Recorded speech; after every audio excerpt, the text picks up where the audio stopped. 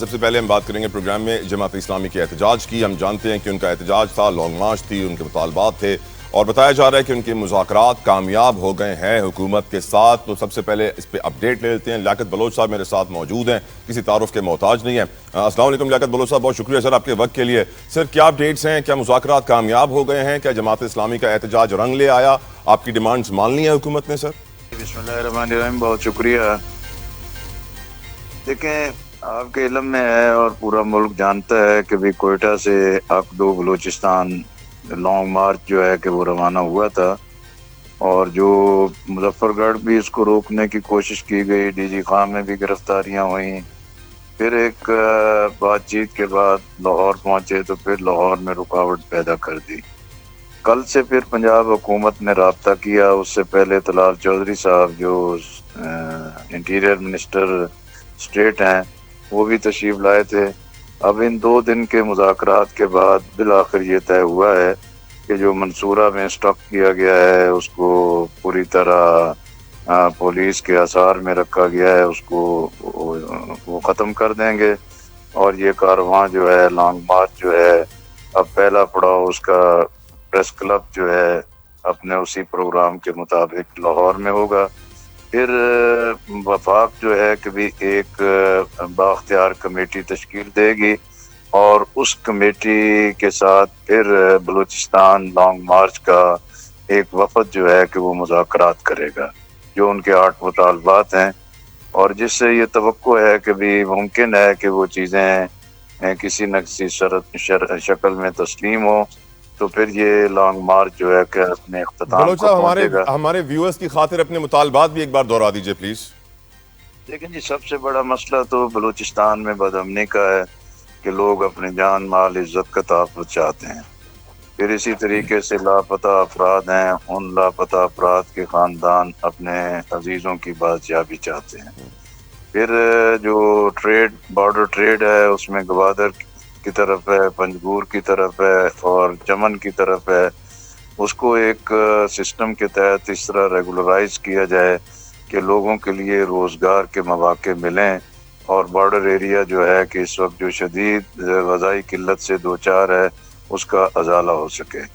پھر جو سی پیک ہے اس کا فیز 1 ہے، فیز 2 ہے. اس کا پہلا حق تو یہی ہے کہ گوادر کے لوگوں کو اس سے مستفید کیا جائے. پھر گوادر ہے، وہاں کے لوگوں پہ جہاں اور بہت سارے مسائل ہیں، سب سے بڑا روزگار کا مسئلہ ہے، ماہی گیری کا مسئلہ ہے، ٹرالر مافیا ہے جس کی وجہ سے لوگوں کا روزگار چھن گیا ہے. پھر نوجوان ہیں اور خواتین ہیں، تعلیم کا مسئلہ ہے، صحت کا مسئلہ ہے. یہ تو ایک عمومی چیزیں ہیں، لیکن بنیادی چیز یہ ہے کہ بھی جو چیک پوسٹیں ہیں اس کی وجہ سے لوگوں کے اندر ایک شدید اشتعال ہے. اس لیے یہ ان مطالبات کی بنیاد پر یہ پوری جدوجہد جو ہے یہ سیاسی بھی ہے، جمہوری بھی ہے، پرامن بھی ہے اور مزاحمت بھی ہے. اور یہ ناقابل فہم تھا کہ بھی پنجاب حکومت نے اسے کیوں روکا. چلو اچھا ہوا، اب یہ مذاکرات کے بعد چیف منسٹر مریم نواز صاحبہ نے بھی اس میں براہ راست دلچسپی لی اور بالآخر یہ مذاکرات کامیاب ہوئے. مذاکرات کامیاب ہوئے، لیکن آپ کو لگتا ہے کہ آپ اپنے منطقی انجام تک پہنچ پائے ہیں؟ وہ حقوق دلوا پائیں گے سر بلوچستان کو؟ دیکھیں یہ تو ایک ایک طویل جدوجہد ہے اور اس کے پہلے مرحلے پہ ابھی یہ مذاکرات ہوئے ہیں. اب کمیٹی بن جاتی ہے تو کمیٹی سے مذاکرات ہوں گے. تو ظاہر ہے کہ 100% تو چیزیں نہیں ہوتی، لیکن جو بنیادی چیزیں ہیں وہ تسلیم ہو جائیں اور باقی چیزیں جن کو خود مریم نواز صاحبہ نے کہا کہ اس سے میرا پورا اتفاق ہے، جی اس کا ایک میکانزم بن سکتا بالکل ہے کہ ٹھیک ان سر، مسائل کا کیا حل ہوگا. بالکل ٹھیک سر. میں ویلکم بھی کرنا چاہوں گا، میرے ساتھ امجد علی خان نیازی صاحب بھی موجود ہیں from P T I. Thank you sir آپ کے وقت کا. Ghaus Muhammad Khan Niazi from P M L N, thank you so very much sir. Barrister Amir Hassan صاحب فرام پیپلز پارٹی، جزاک اللہ خیر سارے مہمانوں کا.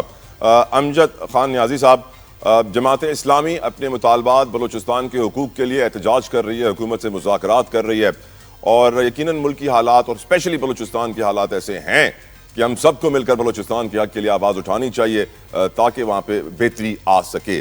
کیا آپ سمجھتے ہیں کہ پی ٹی آئی کو بھی جماعت اسلامی کے ساتھ شامل ہونا چاہیے تاکہ آگے آنے والے دنوں میں جماعت اسلامی بھی پی ٹی آئی کے ساتھ شامل ہو جائے؟ امجد صاحب. بسم اللہ الرحمن الرحیم. جتوئی میں نے پچھلے دنوں کوئٹہ دکئی، اس کے بعد شیرانی، اس کے بعد لورلائی میں گیا ہوں اور وہاں پہ کے حالات میں تو کیونکہ دکئی اور اس کے آس پاس کے علاقے ہیں وہ تو بی ایل اے کا گڑھ ہے، پھر شرانی ٹی ایل پی کا گڑھ ہے اپنا، اس کے بعد میں لورل آئی آیا ہوں، میں تو پریکٹیکل وہاں پہ گیا ہوں، پچھلے دنوں میں نے 5 اگست کے حوالے سے کافی وزٹ بھی کی ہے۔ سوچنے کی بات ہے کہ اس وقت بلوچستان جل رہا ہے، کیا ہم سنجیدہ ہیں ایز اے قوم کہ ہم اس مسائل کا حل نکال سکیں؟ دیکھیں ان کے چند بنیادی نکات ہیں جو سمجھنے کی ضرورت ہے بلوچستان کے حوالے سے۔ بلوچستان کے وہ ڈسٹرکٹ جو بلوچ ڈسٹرکٹس ہیں، جو بلوچ ایریا ہیں، دیکھیں بلوچ ہو یا پشتون ہو، سارے ہماری آنکھیں ہیں، ہمارا دل ہے، ہمارا جسم کا حصہ ہے۔ ہم نے اگر وہاں پہ شورش کو، انتشار کو، لا اینڈ آرڈر کو قابو میں لانا ہے تو پھر انہیں قومی دھارے میں لانا ہوگا۔ وہاں پہ ہم پولیٹیکل، میں سمجھتا ہوں پولیٹیکل پارٹیز کو جو اس وقت نہیں اجازت مل رہی، وہاں پہ پولیٹیکل ایکٹیویٹیز کرنے کی اجازت دی جائے وہاں پہ، تاکہ ہم انہیں قومی دھارے میں لا سکیں۔ سر آپ کو شاید اجازت نہیں مل رہی، جماعت اسلامی کو مل رہی ہے سر؟ جو تو ہمیں تو نہیں مل رہی، سچی بات ہے۔ جتنی پاپولیرٹی جو ہے وہ عمران خان کی پشتون بیلٹ میں ہے، اسی طرح کی پاپولیرٹی جو ہے وہ بلوچ بیلٹ میں بھی ہے۔ وہ سمجھتے ہیں کیونکہ 481 کے قریب لوگ جب مسنگ پرسن تھے جن کو خان صاحب کی گورنمنٹ نے بازیاب کرایا اور ہینڈ اوور کیے لوائقین کے پاس، پھر ایک بڑا پیکج دیا، تو وہ بلوچ جو ہے اس وقت خان صاحب پہ ٹرسٹ کرتے ہیں، اور ہم سمجھتے ہیں کہ بلوچستان کو اگر ہم نے قومی دھارے میں نے پہلے کہا، پھر اپنے کہہ رہا ہوں کہ ہمیں اپنے گلے سے لگائیں گے تو چند چیزیں اگر ہم کر جائیں تو یقیناً یہ قومی دھارے میں ہم لوگوں کو واپس لا سکتے ہیں، ورنہ ادروائز دیکھیں کب تک یہ جو آپ کو بھی پتہ ہے کبھی بھی چیزیں اس طرح کنٹرول نہیں ہو سکتی جب تک طاقت کوئی حل نہیں ہوتا۔ طاقت ایک عارضی ارینجمنٹ ہوتا ہے جو آپ شورش پہ ایک حد تک قابو پاتے ہیں، لیکن لوگوں کے دلوں کو جیتنے کے لیے آپ کو پولیٹیکل پارٹیز ہی چاہیے ہوتی ہیں جو وہاں پہ جا کے اپنی ایک نظریات پیش کرتے ہیں، لوگوں کو اپنے ساتھ ملاتے ہیں، ہیومن رائٹس کے حوالے سے ہوں، لا اینڈ آرڈر کے حوالے سے ہوں۔ پھر دوسری جو بڑی بات ہے کہ آپ اگر چند اقدامات اگر نہیں کریں گے، اس وقت تک ہم بلوچستان کے لوگوں کا اعتماد حاصل نہیں کر سکتے۔ وہ سمجھتے ہیں کہ ہمیں بنیادی حقوق ملنے چاہیے، وہ سمجھتے ہیں کہ ہمیں عدالتیں انصاف دیں، اور ہمارے جو مسنگ پرسن ہیں وہ خاص طور پہ ان کے حوالے سے ان کی بہت ہی زیادہ جو ہے تحفظات ہیں، اس کے اوپر ہمیں مل بیٹھ کے میں سمجھتا ہوں کہ ہمیں ایسا لائعمل تیار کرنا چاہیے کہ بحیثیت پاکستانی ہم کچھ ایسا کر سکیں جو سب کے لیے، بلوچ قوم کے لیے قابل قبول اور قومی دھارے میں پہاڑوں سے نیچے اتر آئیں۔